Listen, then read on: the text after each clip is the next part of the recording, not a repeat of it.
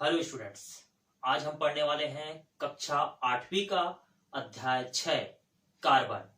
आज इसका हम लोग भाग 1 पार्ट 1 पढ़ने वाले हैं, जिसमें जो निम्न टॉपिक है, पहला नंबर है कार्बन, दूसरा है काजल का बनना, तीसरा नंबर चारकोल का बनना। चारकोल का मतलब इसमें हड्डी का चारकोल भी होता है, शर्करा का चारकोल भी होता है। तो इस प्रकार से आज हम इसमें लकड़ी का चारकोल कैसे बनाया जाता है उसके बारे में पढ़ेंगे। ठीक है। चौथा नंबर है अपरूपता और उसके बाद पढ़ेंगे 5वां नंबर फुलरीन के बारे में। ठीक है। तो जैसा कि हम लोगों ने है ना 3 अध्याय कंप्लीट कर चुका है। ठीक है, बिल्कुल आप लोगों को याद होगा 3 अध्याय कंप्लीट करा दिया, आप लोगों की कॉपी भी कंप्लीट हो गई होगी। ठीक है, तो जिनकी भी कॉपी कंप्लीट हो गई है बिल्कुल आप उसे अपना पीडीएफ बनाकर मुझे सेंड करेंगे। ठीक है, और जो भी होमवर्क दिया जाता है बिल्कुल उसको आप लोग क्या कीजिएगा, पूर्ण करिए। ठीक है, 3 अध्याय हो गया। अध्याय 3 वायु कंप्लीट करा दिया मैंने। अध्याय 4 रासायनिक अभिक्रिया कब और कैसी कैसी, ये भी पूर्ण हो चुका है। ठीक है, और साथ ही साथ इसमें जो 5वां अध्याय है, जो है ना मंडे को मैंने क्या कर दिया था, ट्यूसडे को मैंने इसको कंप्लीट कर दिया था, है ना, धात्वे और अधात्वे। तो आज हम लोग नया अध्याय जो है ना अध्याय 6 कार्बन का जो टॉपिक मैंने अभी बताया थोड़ी देर पहले, इन टॉपिक को आज पढ़ेंगे, है ना, और समझेंगे भी कि कैसे कैसे होता है। ठीक है, तो बिल्कुल इसको ध्यानपूर्वक देखिएगा और जो भी होमवर्क दिया जाता है इसको आप लोग कंप्लीट करके पूर्ण करके आप मुझे भेजिएगा मेरे पर्सनल व्हाट्सएप नंबर पे। ठीक, चलिए तो चलते हैं सबसे पहले कार्बन। तो अध्याय का नाम कार्बन है, तो कार्बन के बारे में जानना बहुत जरूरी है। तो कार्बन क्या होता है, जैसे कि बात कर सकते हैं हमारे प्रकृति में स्वतंत्र रूप से पाया जाने वाला है। ठीक है, कार्बन, कार्बन का संकेत क्या होता है, सी। ठीक है, इसके परमाणु क्रमांक जो है वो 6 है और परमाणु भार इसका होता है 12। बिल्कुल इसको याद रखिएगा। ठीक है, कार्बन का परमाणु क्रमांक कितना है, 6, और परमाणु भार कितना है, 12। और इसको किससे संकेत देते हैं, इसका सी से संकेत है इसका। ठीक है, कार्बन 7th में पढ़े हो आप लोग इसको। ठीक है, तो अब इसके बारे में अब समझना है। तो जैसे कि उदाहरणता बात कर सकते हैं किसी पदार्थ को, जैसे कि उदाहरणता बात करते हैं लकड़ी को आपने क्या कर दिया, जला दिया। लकड़ी को जलाने के बाद उसका जो काला भाग बचता है उसको आप जो कोयला बोलते हैं उसको उठाइएगा और उसी के कागज पर चलाइएगा। तो कागज पर हम जब चलाते हैं तो वो कैसा हो जाता है, काला दिखाई देता है, बिल्कुल दिखाई देता है। ठीक, उसी प्रकार से आप पेंसिल से क्या करते हो, पेंसिल को छीलते हो और छीलने के बाद उसे कॉपी में लिखते हो तो कैसा दिखाई देता है, काला रंग का ही दिखाई देता है। ठीक है, तो इस प्रकार से आप क्या कर रहे हो, उसको है ना देख रहे हो तो वो कैसा दिखाई दे रहा है, काला रंग दिखाई दे रहा है, अर्थात वो क्या है, कार्बन है। कार्बन उसमें प्रेजेंट है, बिल्कुल इसको याद रखिएगा। उसी प्रकार से किसी पदार्थ को जलाते हो और किसी पदार्थ को जलाने के बाद में अगर उसमें से काला धुआं निकल रहा है तो बिल्कुल आप समझ जाइए कि उसमें न कहीं सूक्ष्म मात्रा में, कहीं ना कहीं किसी भी मात्रा में उसमें कार्बन क्या है, प्रेजेंट है, उपस्थित है। ठीक है, तो इस प्रकार से हमने कार्बन को समझा दिया आप लोगों की कार्बन कहाँ कहाँ पाया जाता है, कैसे पाया जा रहा है, हम उसे कैसे पहचान सकते हैं। ठीक है, जैसे उदाहरणता बात कर सकते हैं रबड़ का अगर ट्यूब टायर चलाते हो देखोगे, है ना, उसमें से काला पदार्थ, काला धुआं निकलता है ना, अर्थात उसमें कार्बन प्रेजेंट है। इस बात को बिल्कुल याद रखिएगा। किसी पदार्थ को जलाओ अगर उसमें से काला धुआं निकल रहा है मतलब उसमें कार्बन प्रेजेंट है किसी ना किसी रूप में। ठीक, चलिए तो सबसे इसमें जो दूसरा नंबर टॉपिक है काजल का बनना, काजल कैसे बनाया जाता है। ठीक है, तो प्रयोगशाला में काजल कैसे तैयार किया जाता है, ये आपके परीक्षा में आता है, 5 नंबर का प्रश्न है, 5 से 6 नंबर का। ठीक है, प्रयोगशाला में काजल कैसे तैयार किया जाता है, बिल्कुल सचित्र वर्णन कीजिए, ऐसा प्रश्न आता है। ठीक है, तो आज इसको समझते हैं, काजल हम कैसे तैयार कर सकते हैं प्रयोगशाला में। तो सबसे पहले जब भी प्रयोगशाला में जाते हैं हम क्या करते हैं, सबसे पहले उद्देश्य लिखते हैं। ठीक है, हमारा उद्देश्य क्या होना चाहिए, तो उद्देश्य क्या होगा, ठीक है, प्रयोगशाला में काजल तैयार करना है। प्रयोगशाला में क्या तैयार करना है, काजल तैयार करना है। तो चलिए चलते हैं प्रयोगशाला में, है ना। तो सबसे पहले हमें कहा जाना है, उद्देश्य पर जाना है। कहा जाना है सबसे पहले, उद्देश्य पर। ठीक है, उद्देश्य मैंने बताया आप लोगों को, प्रयोगशाला में क्या तैयार करना है, काजल तैयार करना है। ठीक है, उसके बाद फिर बात करते हैं, तो बात करेंगे इसमें क्या रहेगा, आवश्यक सामग्री। ठीक है, हमको आवश्यक सामग्री क्या लेना है काजल बनाने के लिए, काजल बनाने के लिए हमको आवश्यक सामग्री लेना है। यहाँ पर अपने को सबसे पहले लेना है एक मिट्टी का दिया लेना है। क्या लेना अपने को, मिट्टी का दिया लेना है। ठीक है, मिट्टी का दिया लेने के बाद में लेना है अपने को सरसों का तेल लेना है। क्या लेना है, सरसों का तेल। ठीक है, बिल्कुल इसका देखिए डिब्बे के अंदर सरसों का तेल है, बिल्कुल समझिएगा इसको। ठीक है, उसका लेना है अपने को रुई की बत्ती, ऐसे रुई की बत्ती लेना है आप लोगों को। ठीक है, रुई की बत्ती भी ले लिया आप लोगों ने, मिट्टी का दिया भी ले लिया, सरसों का तेल भी ले लिया, है ना। और लेने के बाद में आपको लेना है कांच की पट्टी ले सकते हैं या फिर आप ले सकते हैं धातु का चम्मच ले सकते हैं, बिल्कुल। ठीक है, और लेना है आप लोगों को इसको जलाने के लिए कोई भी आपके घर में जो भी माचिस है, चाबी छाप माचिस है, बिल्कुल आप चाबी छाप माचिस भी ले सकते हो। ठीक है, कांच की पट्टी है आपके घर में तो कांच की पट्टी भी ले सकते हैं और साथ ही साथ इसको पकड़ने के लिए आप लोगों को चिमटी भी लेना पड़ेगा। ठीक है, चिमटी की सहायता से पकड़ने के लिए इसको चिमटी भी लेना पड़ेगा आप लोगों को। तो इतना आप लोगों को क्या करना है, आवश्यक सामग्री लेना है। आपको लेना है मिट्टी का दिया, सरसों का तेल, रुई की बत्ती, कांच की पट्टी, धातु का चम्मच, ये दोनों में से कोई भी ले सकते हो आप, ठीक है। धातु का चम्मच भी है आपके घर में, चम्मच है ना, डेली आप क्या करते हो उसमें नाश्ता करते हो, बिल्कुल आप धातु का चम्मच आप ले सकते हो, ठीक।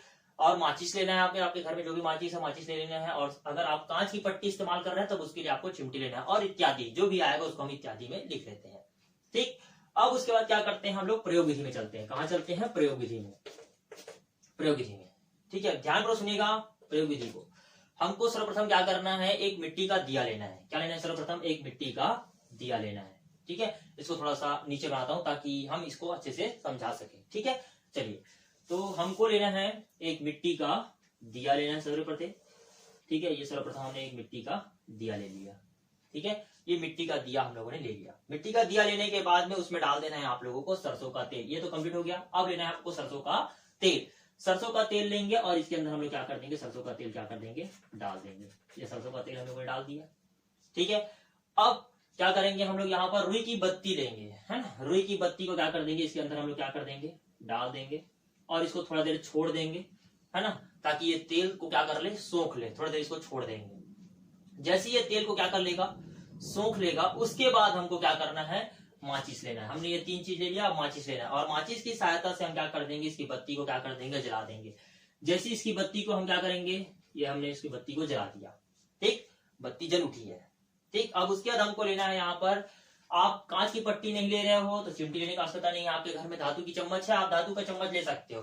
धातु का चम्मच लेना है और धातु का चम्मच लेने के बाद में इसमें जो धुआं निकलेगा, जब जलेगा, एकदम शांत माहौल में इस प्रयोग को करना है, ठीक है। आप घर में भी इसको आराम से शांतिपूर्वक बैठ के भी कर सकते हो इसको, ठीक है।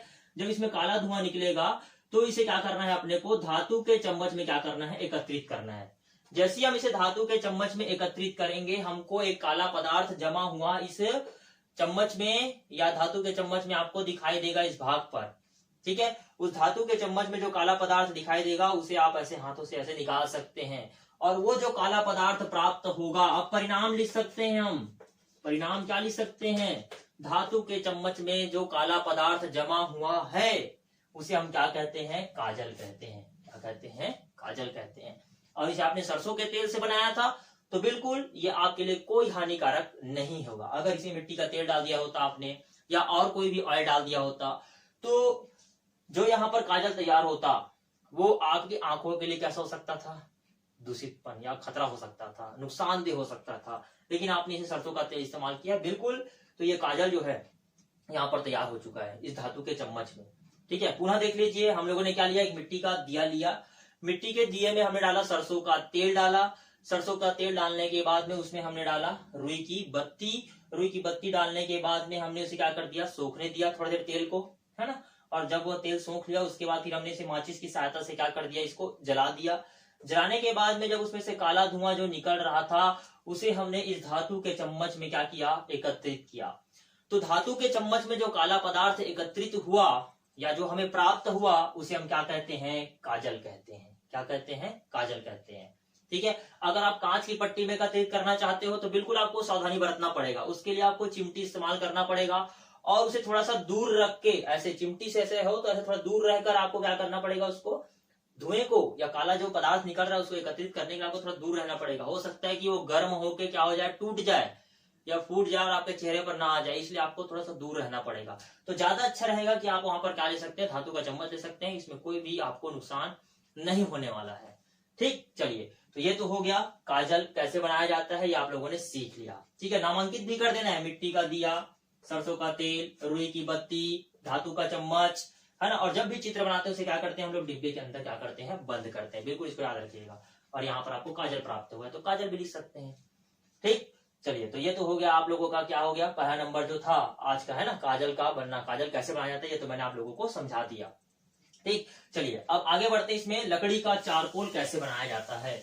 चलिए, तो लकड़ी का चारकोल कैसे तैयार किया जाता है इसके बारे में बढ़ते हैं। तो लकड़ी का चारकोल तैयार करना है तो उसके लिए भी आप लोग सर्वप्रथम कहाँ जाना है, उद्देश्य में जाना है। ये भी 5 से 6 नंबर का प्रश्न आता है, बिल्कुल इसको याद रखिएगा, ठीक है। सबसे पहले उद्देश्य लिखेंगे तो प्रयोगशाला में क्या तैयार करना है अपने को, लकड़ी का चारकोल तैयार करना है। ठीक है, प्रयोगशाला में लकड़ी का चारकोल तैयार करना है। तो इसके लिए हम लोग सबसे पहले क्या लेंगे, आवश्यक सामग्री लेंगे। क्या लेंगे, आवश्यक सामग्री। तो आवश्यक सामग्री में हमको लेना है पेंसिल की छीलन। पेंसिल को बहुत छीलते हैं और उसमें से जो अवशिष्ट पदार्थ निकल जाता है उसका बाहर, उसे आप लोग क्या कर देते हैं, फेंक देते हो।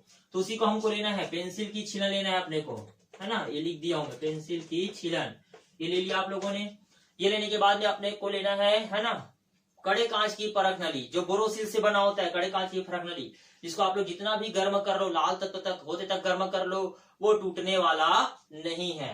ठीक है, अपने को लेना है एक मोटे कांच की परख नली लेना है। अब मोटे कांच की परख नली लेने के बाद में आप लोगों को लेना है यहाँ पर, है ना, पेंसिल की छीलन लेना, मोटे कांच की परख नली ले लिया। गर्म करने का साधन लेना है, चाहे मोमबत्ती भी ले सकते हो या बर्नर भी ले सकते हो। ठीक है, अब आपको क्या लेना है, गर्म करने का साधन लेना है। ठीक है, अब ये लेने के बाद में, गर्म करने का साधन लेने के बाद में आपको लेना है स्टैंड भी लेना है और कारक भी लेना है। स्टैंड भी लेना है और साथ ही साथ परख नली को बंद करने के लिए आप लोगों को कारक भी लेना है। ठीक है, तो इस प्रकार से जितना भी सामग्री हमने क्या कर लिया, यहाँ पर ले लिया, और बाकी को किस में डाल देते हैं, इत्यादि में डाल देते हैं। किस में डालते हैं, इत्यादि में। कोई की और जरूरत पड़ सकता है जो पदार्थ वो किसमें चला जाता है, इत्यादि में चला जाता है। चलिए अब बढ़ते हैं आप लोगों प्रयोग विधि में। कहाँ बढ़ते हैं, प्रयोग विधि में। तो सर्वप्रथम हम क्या करते हैं, एक मोटे कांच की क्या लेते हैं, परख नली लेते हैं। एक मोटे कांच की परख नली हम लोगों ने ले लिया और इसे स्टैंड की सहायता से क्या कर देते हैं, लटका देते हैं। स्टैंड की सहायता से हमने क्या कर दिया, इसको लटका दिया। ठीक, अब ये लेने के बाद में हम क्या करते हैं, इसको हम क्या करते हैं, यहाँ पर इसके अंदर हम पेंसिल की छीलन डालते हैं। ये काम कर लिया हम लोगों ने, स्टैंड भी ले लिया। ठीक है, पेंसिल की छीलन लेते हैं और इसके अंदर क्या कर देते हैं, डाल देते हैं। पेंसिल की छीलन इसके अंदर डाल देते हैं और इसके मुंह पर क्या लगा देते हैं, कारक लगा देते हैं। ठीक, एकदम क्लियर हो गया। सर्वप्रथम हम लोगों ने क्या लिया, एक मोटे कांच की परख नली लिया या कड़े कांच की परख नली लिया। लेने के बाद में उसे स्टैंड की सहायता से हमने क्या कर दिया, उसे लगा दिया। ठीक, या स्टैंड में उसे हमने लगा दिया। लगाने के बाद में उसके अंदर हमने क्या डाला, पेंसिल की छीलन डाला और इसके मुंह पर हमने क्या लगा दिया, कारक लगा दिया। कारक लगाने के बाद में हम इसमें क्या करते हैं, गर्म करने का साधन, है ना। ये जो गर्म करने का साधन था, बर्नर था हमारे पास में। इस बर्नर की सहायता से हम क्या करते हैं, इस परख नली के तली को क्या करते हैं, लाल तप्त तक होते तक उसको क्या करते हैं, गर्म करते हैं। तो जैसे ही हम गर्म करते हैं, वो पेंसिल की जो छीलन है वो क्या हो जाती है, गर्म हो जाती है और काले पदार्थ या चिपचिपे पदार्थ के रूप में क्या हो जाता है, परिवर्तित हो जाता है ना। तो जो परिवर्तित हुआ है वो क्या है, लकड़ी का चारकोल है। ठीक है, इस मोटे कांच की परख नली के अंदर आपने जो पेंसिल का छीलन डाला था उसको लाल तब तक होते तक क्या करते रहना है, गर्म करते रहना। जैसे ही वो गर्म होगा वो काले पदार्थ के रूप में क्या हो जाएगा, परिवर्तित हो जाएगा, क्योंकि इसके अंदर की वायु ने प्रवेश कर रहा है। देखिए यहाँ पर भाप भी है ना। एक कारक भी लगा दिया आप लोगों ने, तो कारक लगा हुआ है, लाल तक होते तक गर्म होगा तो काले पदार्थ के रूप में क्या हो जाएगा, परिवर्तित हो जाएगा। ठीक है, तो जो हमको पदार्थ वहां पर प्राप्त होगा, सीटीओ पदार्थ जो प्राप्त होगा वो क्या रहेगा, है ना, लकड़ी का चारकोल रहेगा। इसी प्रकार से हड्डी का चारकोल, सकरा का चारकोल, ऐसा जब प्राप्त किया जाता है, बस इसी विधि के द्वारा क्या किया जाता है, इसको प्राप्त किया जाता है शुद्धिकरण करने के लिए। ठीक है, तो इस प्रकार से हमने क्या कर दिया, लकड़ी का चारकोल क्या कर लिया, तैयार कर लिया। ठीक है, तो परिणाम हम लिख सकते हैं, क्या लिख सकते हैं कि कड़े कांच की परख नली के अंदर जो पेंसिल की छीलन के गर्म करने के उपरांत हमें जो पदार्थ प्राप्त हुआ है वह लकड़ी का क्या है, चारकोल है। किसका चारकोल है, लकड़ी का चारकोल है। ठीक है, तो अभी जो दो मैंने समझाया, काजल और चारकोल, बिल्कुल इसको आप लोग क्या करेंगे, दोनों का जो चित्र है उसको नामांकित डिब्बे के अंदर बंद करके आप लोग क्या करेंगे, मुझे भेजेंगे बनाकर। ये आप लोग के लिए होमवर्क है। ठीक, चलिए आगे बढ़ते हैं इसमें अपरूपता में। कहां बढ़ते हैं, अपरूपता। अपरूपता क्या होता है, ठीक है, तो अपरूपता के बारे में बात करते हैं। इसमें जो सारणी जो दिया गया है, सारणी 6.1, इसको भी आप लोग क्या करेंगे, समझेंगे। हीरा ग्रेफाइट इसके बारे में दिया गया है, मुलायम कठोरता, है ना, इसको आप लोग क्या करेंगे, बना के भेजेंगे मुझे। ठीक, चलिए बात करते हैं अपरूपता। तो अपरूपता क्या होता है, अपरूपता मतलब बात कर सकते हैं कि जैसे कार्बन के जितने भी, है ना, रूप है, उसमें होता क्या है, जो भी तत्व है वो उनके जो भौतिक गुण है वो सब क्या होते हैं, भिन्न भिन्न होते हैं।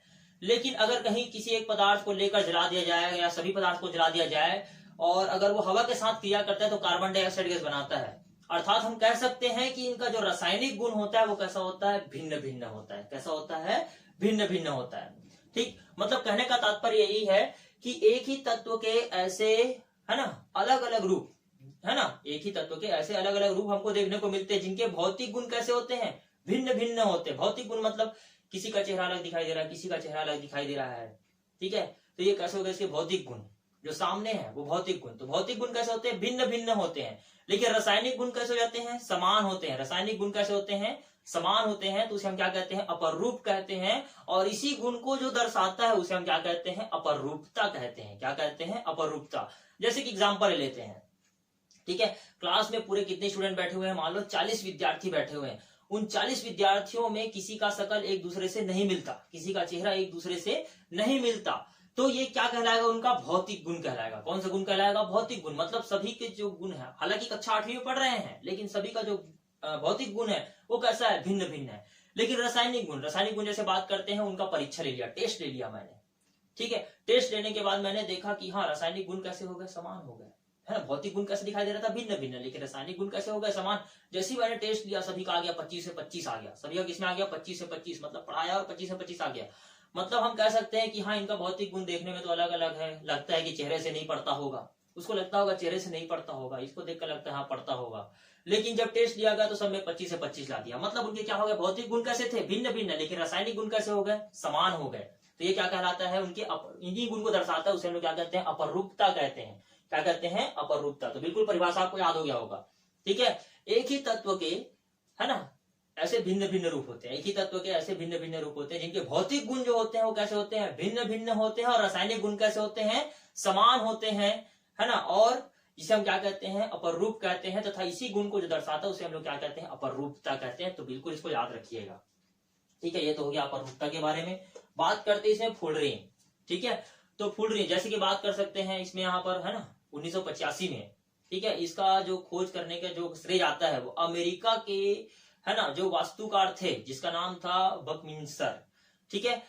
फुलर नाम था, बकमिंसर फुलर। तो इसी के नाम पर आधारित इसका नाम रखा गया था फुलरिन, जो 60 कार्बन परमाणुओं से मिलकर बना होता है, ठीक है। अर्थात ग्रेफाइट को उच्च ताप पर गर्म करके इसको बनाया गया था। इसको C60, ठीक है, C60, है ना। अर्थात कार्बन के 60 कार्बन परमाणुओं से मिलकर बना होता है, ठीक है। ग्रेफाइट को उच्च ताप पर गर्म करके इसको बनाया गया था, ठीक है। तो जो फुलर नामक वैज्ञानिक था, अमेरिका का जो वास्तुकार था, उसी के नाम पर आधारित इसका नाम दे दिया गया फुलरिन। क्या नाम दे दिया गया? फुलरिन, ठीक है। प्रकृति में ऐसे बहुत सारे उल्का जो है वो पृथ्वी पर नीचे गिरते हैं और गिरने के बाद में वहां पर गड्ढा उत्पन्न हो जाता है, गड्ढा बन जाता है।